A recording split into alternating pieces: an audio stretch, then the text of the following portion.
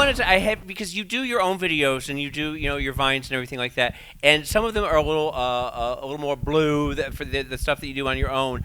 How do you decide what goes to WOW and what goes on your channel? Well, I mean, I know that WOW is really it's bigger than it's filled with children, and I like the way that they reach out. They get an entire audience of very colorful audience and kids. So I try to censor myself a little bit on WOW, because if you stumble across my social media, I'm just I'm loud and outside the box. But for WOW, I try to. Giggle. Oh yeah. Good giggle. Yes. Yeah. I try to scale back so I don't say too many vulgarities. It is. You are still shocking though. Frequently. Yeah, even on WOW, they've taught me how to clean it up. Pete.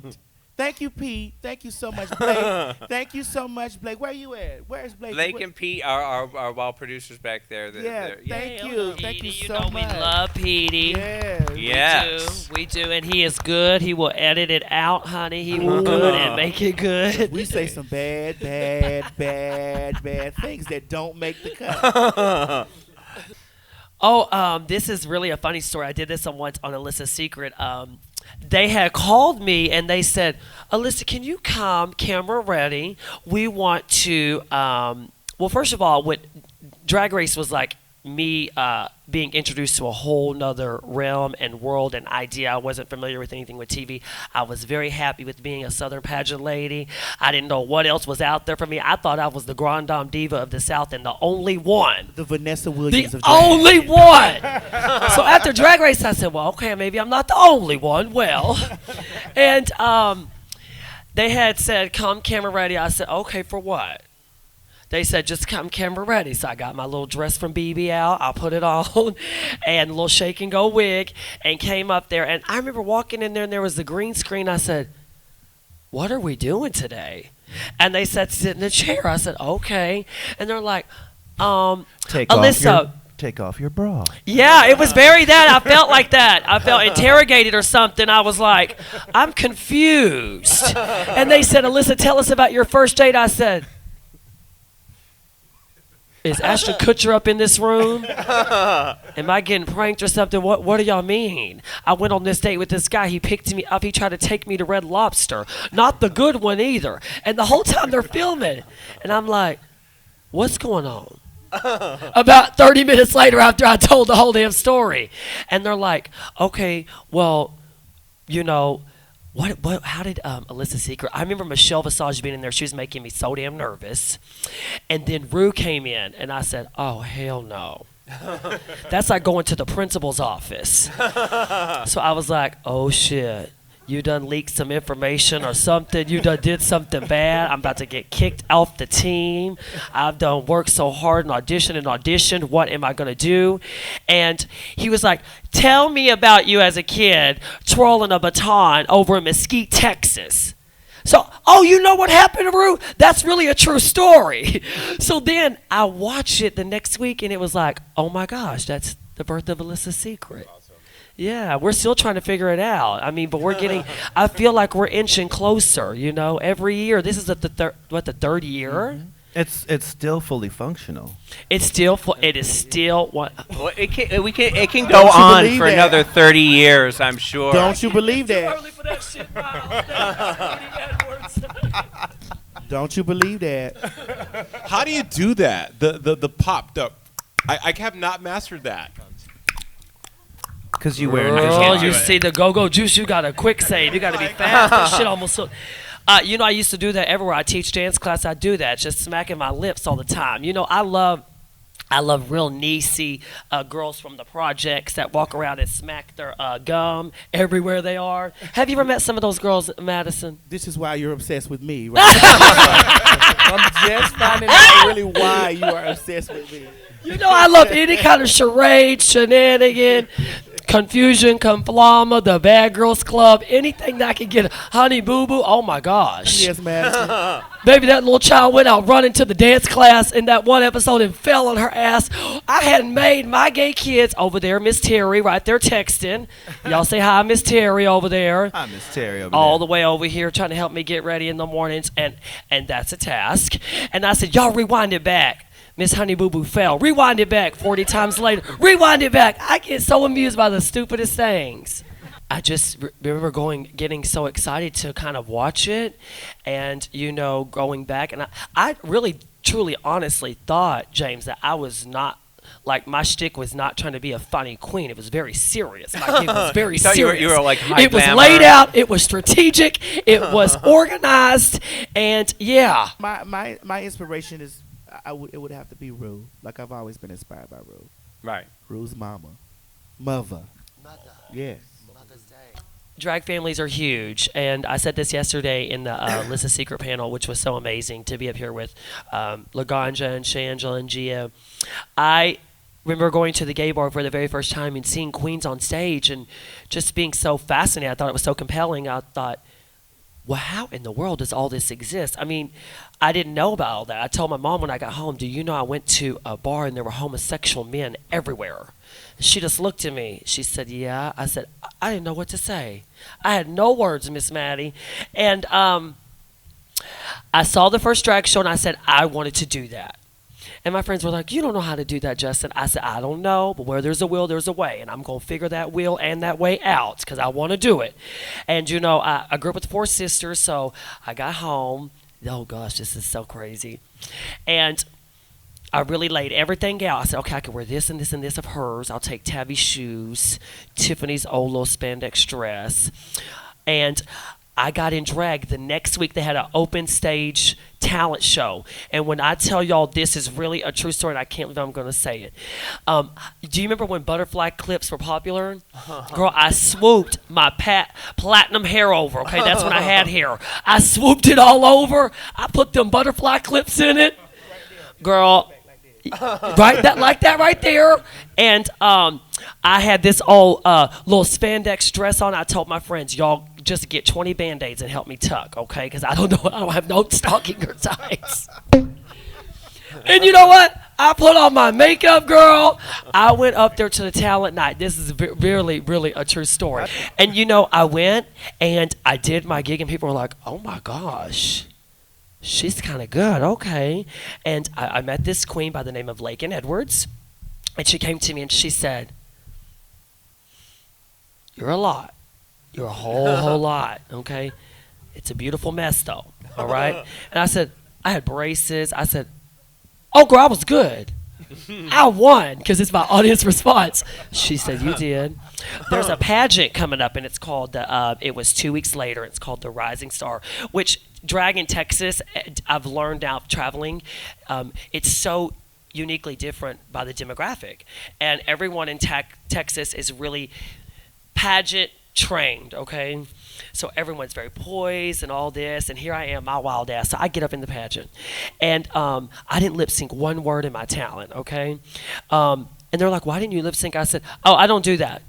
They said, I'm real quick to say that shit I don't do. Well, what do you mean? Why didn't you lip sync? I said, oh, because I was doing a ballet. Like, that's my talent. And they're like, well, why didn't you lip sync the words? I said, oh, I really didn't know that was supposed to be a part of the talent. Y'all didn't tell me that. Okay, so I didn't win, and Kennedy Davenport won that night. Oh. Yep, fun fact, okay? And so she won, and it was like, all the amateurs. Sahara Davenport was in the pageant that night. And I said, wait a minute, God rest her soul. And I said, I'm too competitive to lose this shit. So if I ever get a second chance in life, just know I'm going to come through. So I said, oh, wait a minute. Y'all have this thing again, this event, this competition? Because I was used to dance competitions. And I came back the next year, and Kennedy actually crowned me. But I had to throw that in there. I needed y'all to know that, okay? I needed y'all to know. I came back and won. I fulfilled my dream. It, was a part of my destiny, but I learned to lip sync. But Lakin was a huge inspiration to me. And he quit drag. He was like the pageant idea of what, if there was ever a definition or a term to describe a pageant queen, like, he was perfect for that. Very poised, very soft-spoken, so I was very hyper to him. I wasn't allowed to go to his house with my friends. I wasn't allowed to get in drag at his house because I got makeup on the walls and stuff. It was always something. They're like, oh, Miss Justin, you're too loud. And I'm like, I have character. I'm not loud. I'm not crazy. I have character. And they're like, okay, we need you to tone that down. As I'm trying to tone it up, okay, turn it up, tone it up, all the above. And Whitney Page, the Eyes of Texas, she came in, they were like, everyone in Texas was like, this young queen has so much potential. And that is another reason why I wanted to, share what was given to me. I mean, Shangela was a little gay boy backup dancing for me. I had no idea he wanted to do drag. I'm over there getting in drag. You could tell the ones that want to get in drag because they're over there looking at your stuff, trying on your wigs. Never. I had no idea. And Laganja, too, teaching at the dance school, we didn't have much of a relationship. The first probably 3 or 4 years he taught for me, I think we had 3 conversations maybe. It was very professional, and he was, in between finishing his degree in California and going to school and back and forth. And those 2 people were so influential to me. Pageantry almost is very it's its own community within a community. Oh my gosh. It has so many rules and regulations. And I've often wondered what I would have been like on Drag Race pre-pageantry, because believe it or not, I'm very creative. I mean, and people see my choreography, they're like, that's so opposite from your drag, because that's so avant-garde and so weird and a little twisted. And then your drag is Little Miss Texas, so Little Miss Perfect. We're trying to, figure this out. It's great training. It's great. It polishes you up. But there's so many rules and regulations. It's like when I went on Drag Race, I said, why is she naked on the first day? I just looked around the room. I said, oh, girl, she ain't got no nails on. She's going home. Oh, over there? Oh, yeah, she's going home. Over there, Jinxie, she's falling asleep. She's about to be going home. And then there was the face crack of the century. Yeah. Oh, yeah, that too. And I'm like, okay. I said, I was so mad when I left. I said, I'm about to call everybody and tell them they had misguided me. They gave me the wrong guide to being a successful drag queen because I had missed the mark. I think, like what Ruth said, this is how I live my life. We're all born naked and the rest is drag. Because we all got some kind of costume on, some kind of character we put on. It don't matter. Look at you sitting right here. That's drag to me, okay? He's giving us a full costume. And now I think for me, drag is so art is so subjective. So there are no rules in art. There's really no right or no wrong. It's just pageant there is. Now, if St. James came out in evening gown with this lovely look on, and his dress was like Kiss of a Spider Woman and naked and sheer and so couture, and Versace made it for her and delivered it hand sewn it on her, they would be like, where's your wig? Right. Where is your updo, Miss Thing? Yeah, they would have said, oh, girl, she's getting kicked out of here. She's a club kid. So it was like the year I won. Happens all the time. I've been kicked out of many places. I believe it. Speaking of kicked out, the year I won Miss America, it might have been for 1 month, okay, but I did win. We all had the same hairdo. Every single one. I had my hair over to the side and an asymmetrical pink dress. Coco had a hair over to the side in an asymmetrical yellow dress. The third runner-up, over to the side, asymmetrical orange dress. It was like you just have so many unspoken rules. And when I look back, I'm so very thankful of that. But I think I'm so different now. And I've taken so much from that, but I've also taken so much from just everywhere I've been, and now have an opportunity because of Drag Race traveling the world. Oh my gosh. I've seen so many cool and unique concepts, art forms. Jodie, tell us about if you have any icons and how you started doing drag. And we don't really have drag mothers in London as such. But you have people that you sort of when you were coming up that you looked up to and you sort of emulated. See, because all I know is Philip Salon and Lee Bowery and Dusty O and Tasty Tim. Tasty Tim. Yeah, I mean, Tasty Tim's still around. Right. And do you remember the first time you did drag and went out?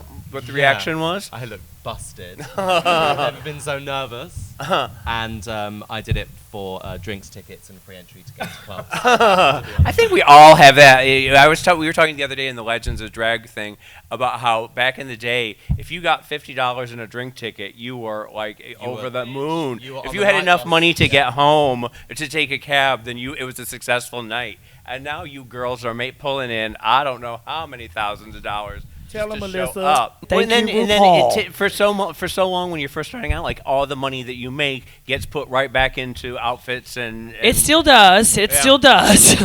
I was putting all this shit on today, and I said, well, this was expensive, but it's lovely. Well, okay, well, this was worth all that. Yeah.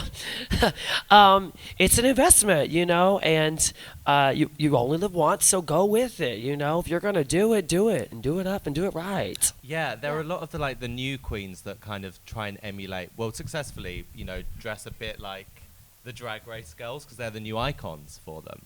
Yeah, because I know that. Oh, I'm sorry to interrupt.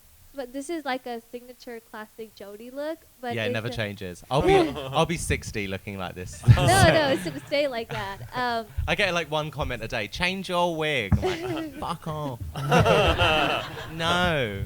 Do you get people in England that also look like you as well? Yeah, and I cut them. They're all dead. They would have dared. Let's see any other questions? Yeah. My question's for all of you. In my eyes, World of Wonder, when I go on your YouTube channel, it just kind of seems like a family, and like all you guys, in my eyes, you seem related to one another.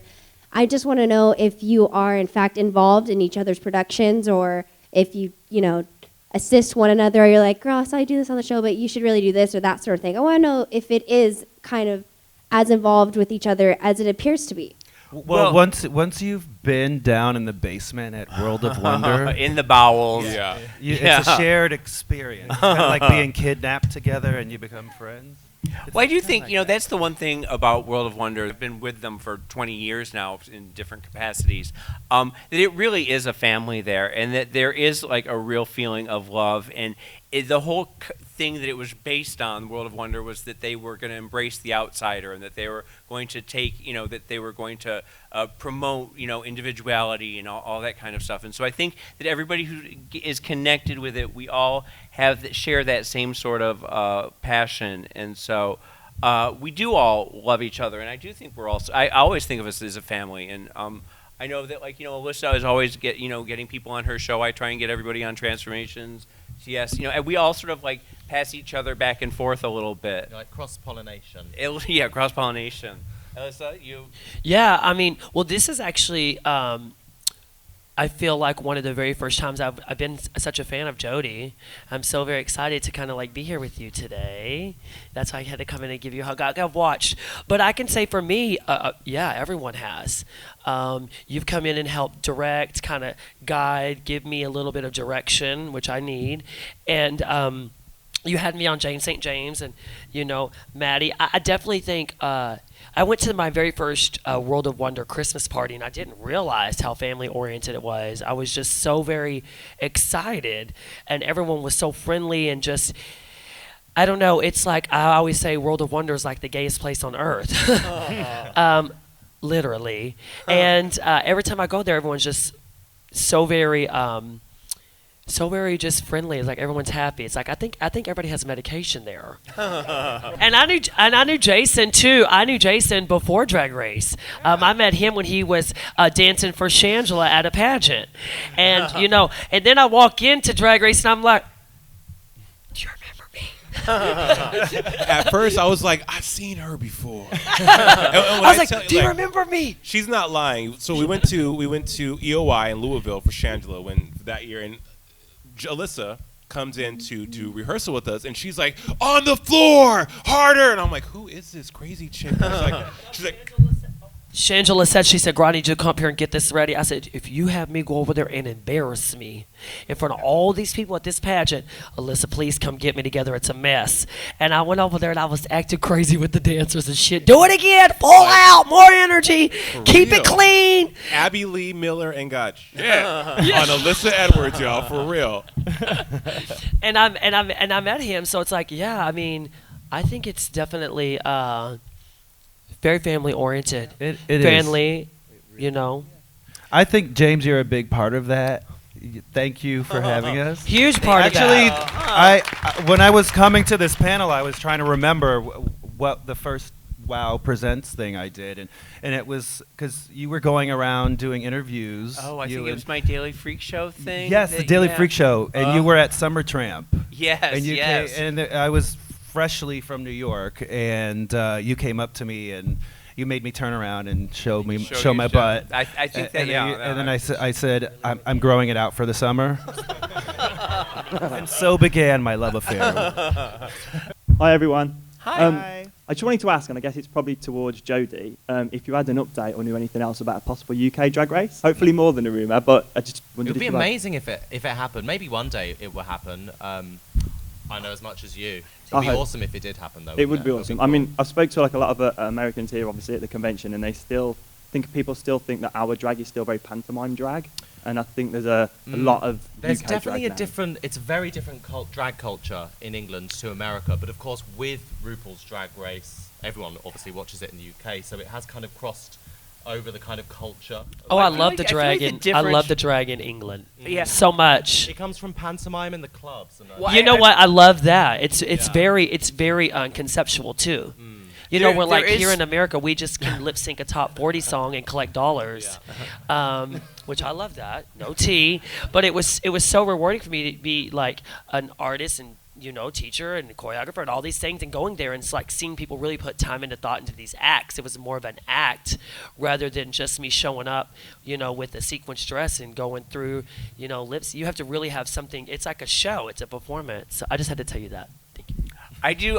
It is interesting that because you have the panto scene and everything, and it seems like you have two different schools of mind. Because when I was growing up, or when I started going out in the club scene, there was, it was Boy George and Lee Bowery and Trojan and Philip Salon and New Romantic. yeah, the New Romantics, and that was like very outside of the. I mean, that was as crazy of drag as I've ever seen before or since. Yeah. The stuff that was going on at Taboo and like Kinky Girl Inky and stuff like that. So it seems like it maybe has like calmed down a little bit or whatever since those days. But there is a creative side to British drag that is just crazier than anything I've seen here. I think American drag's a lot more polished because of pageant culture, which we don't have in the UK at all, really. That's so interesting to me too.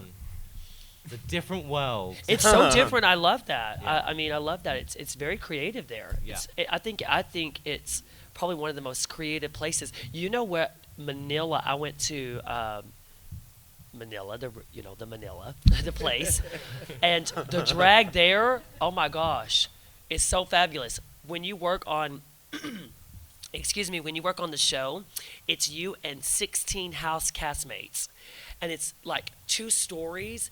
When I tell you they do a full Chicago production 20 minutes later, I was in heaven. I was like, what the hell? This is where I need to be. I mean, we're doing burlesque in Chicago and all these things. It's really interesting to see all the different styles of drag in different places. London is definitely one of my favorites. And don't forget to subscribe. To